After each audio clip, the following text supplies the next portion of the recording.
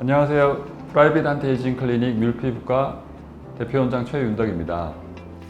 오늘은 저희 병원에서 눈밑지방 교정술을 시행했던 환자 중에 수술을 3번 하고 재발해서 다시 저한테 시술 받았던 환자분 이야기를 하려고 합니다. 수술을 3번 받고도 재발을 해서 수술적인 방법으로는 더 이상 힘들다고 얘기를 듣고 포기를 하셨다가 가족분이 저희 병원을 소개시켜 주셔서 오셨고요. 이렇게 수술을 3번을 받고 나니 첫 번째는 당연히 눈 밑에 수술 흉터가 남아 있고요. 두 번째는 수술 여러 번 받다 보니 조직이 유착이 되어서 안검 외반이라고 안검의 결막이 바깥으로 이렇게 뒤집혀 보이는 그런 현상이 있었고요. 세 번째는 수술적 적혈로 인해서 애교살이 손상이 되는 그런 문제가 있었습니다. 결국은 눈매 변형이 심하게 되셔서 오셨고 눈밑 지방도 재발이 되었습니다.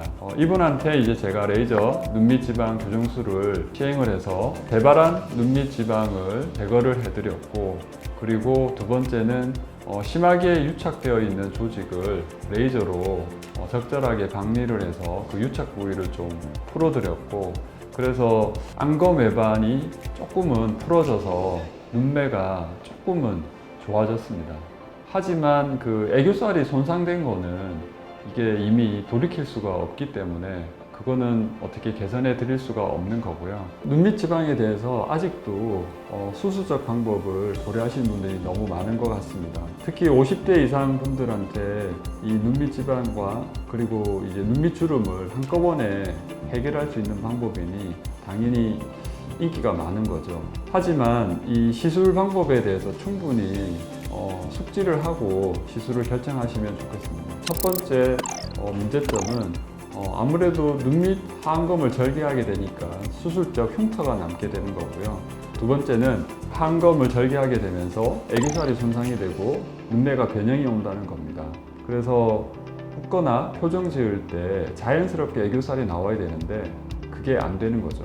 그러니까 당연히 부자연스럽게 보일 수 있고요. 세 번째는 시술 후에 보통 2주 이상 원과 부종 때문에 일상생활에 지장이 있게 됩니다. 네 번째는 이렇게 여러 가지 불편한 점들을 감수했음에도 불구하고 재발을 할 수가 있다는 건데요. 보통 수술적인 방법을 하면 재발을 안 한다고 생각을 하세요.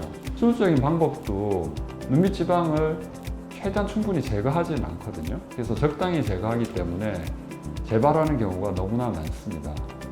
이렇게 재발을 했는데 또 수술을 하게 되면 제가 말씀드린 그런 부분들이 더 심각하게 되거든요. 재발해서 다시 수술적인 방법을 하는 거는 더욱더 제가 생각하기엔 피해야 되는 거고요. 실제로 수술 후에 재발한 경우 수술적 방법으로 다시 상담을 받아보시면 대부분 병원에서 꺼려하는 경우가 많습니다. 실제로 지난주에도 수술 후 5년이 경과가 되었는데 다시 눈밑 지방이 재발해서 수술을 상담받으러 가셨다가 시술이 좀 힘들다고 말씀을 듣고 저한테 재시술을 받으러 오셨던 분이 있었습니다. 여러분이 눈밑 지방 제거를 고려하신다면 100세까지 후회하지 않도록 신중하게 검토해서 선택하시길 바랍니다.